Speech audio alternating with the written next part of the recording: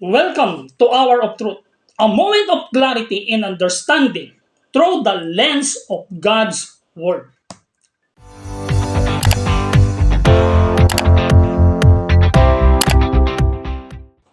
Restitution and redemption, the case of Zacchaeus and the law.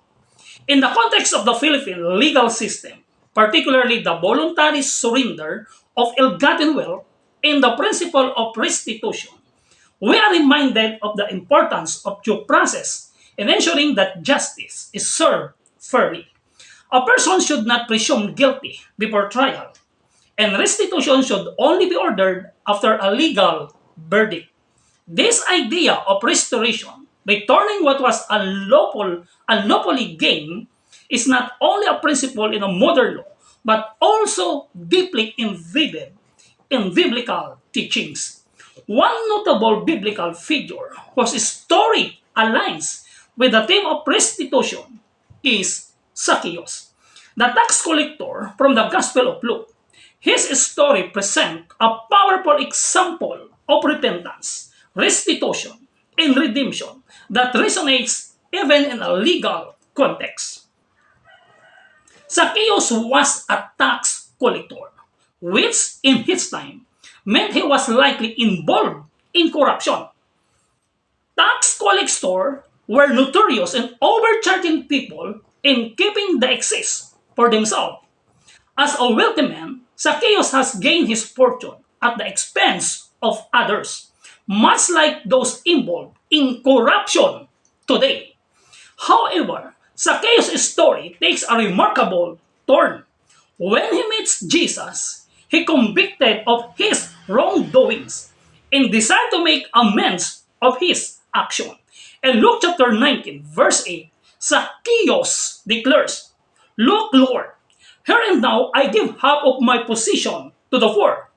And if I have cheated anybody out of anything, I will pay back four times of the amount." This statement in his act of voluntary restitution, which demonstrates his sincere repentance and desire to right the wrongs he had committed. Just as Zacchaeus voluntarily repaid those who had wronged, offering restitution and even multiplying the amount in order to make things right. We see a parallel in our legal system. When a person acknowledges their unlawful gain and return it. However, in the context of modern law, restitution is typically ordered after a verdict in court. Following proper legal proceedings, this ensures that the rights of the accused are respected and that no individual is pressured into surrendering their wealth before due process. Zacchaeus did not act on the impulse of others. Rather, his restitution was a personal decision rooted in his conviction and desire to be transformed. The law, both modern and biblical, requires that restitution come as a result of a genuine repentance in confession, not coercion or preemptive action. Zacchaeus' voluntary act of restitution points to the power of redemption. True restitution goes beyond just returning material wealth. It is about restoring relationship and making peace with others.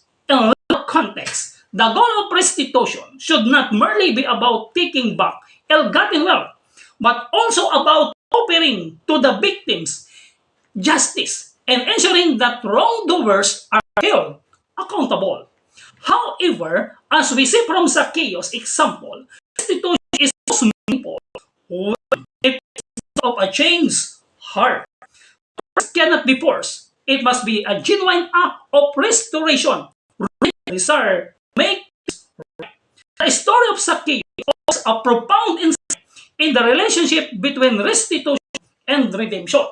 But Zacchaeus stood up and said to the Lord, "Look, Lord, here and now I give half of my position to the poor. And if I have cheated anybody out of anything, I will pay back four times of the man.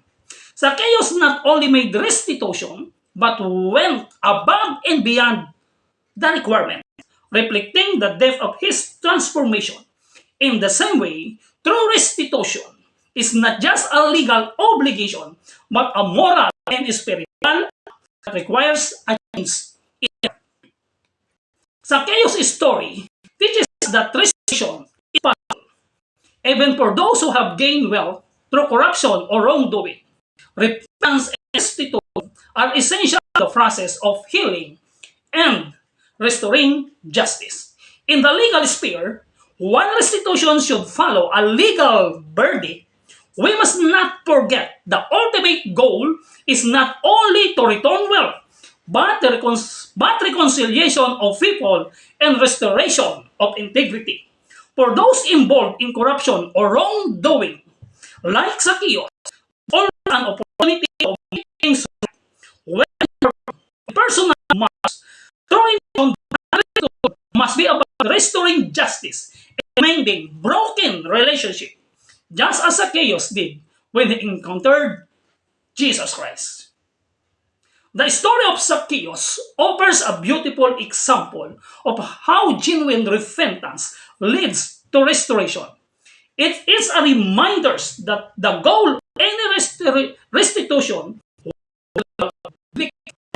it's not only mercy, but truly make amends and seek forgiveness. In the legal context, restitution may come after the legal process, ensuring that justice is not only done, but also seen to be done. May we learn from Zacchaeus, who took the initiative to right his wrong with a heart ready to embrace true transformation.